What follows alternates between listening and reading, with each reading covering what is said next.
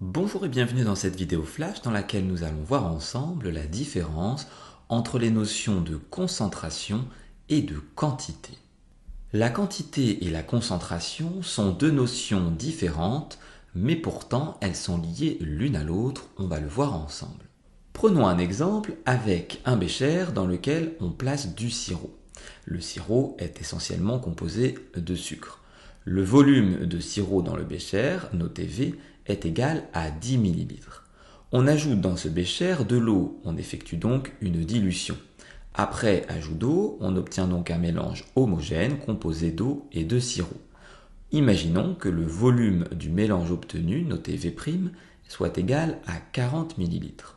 Comparons maintenant les quantités et la concentration en sucre présents avant et après dilution. Imaginons que la quantité de sucre présente dans le bécher avant dilution soit égale à un morceau de sucre, c'est-à-dire un certain nombre de molécules de sucre, ici noté grand X. Ce nombre de molécules restera inchangé même après ajout d'eau. La quantité de sucre est donc la même avant et après dilution. Dans le bécher de gauche, avant dilution, le goût sucré est extrêmement prononcé.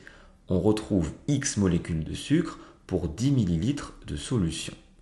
À droite, après dilution, le goût sucré est nettement moins prononcé. On retrouve cette fois-ci X molécules de sucre pour 40 ml de solution.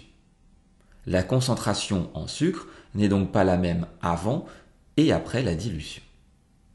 Comme bilan, il faut en fait retenir que la quantité d'entités dans un échantillon est égale à ce nombre d'entités dans l'échantillon. La concentration en entités, quant à elle, est égale au nombre d'entités par unité de volume, c'est-à-dire à la quantité d'entités par unité de volume. Cette vidéo est maintenant terminée, j'espère qu'elle a été claire. N'hésitez pas à vous abonner à ma chaîne YouTube et je vous dis à très bientôt pour de nouvelles vidéos.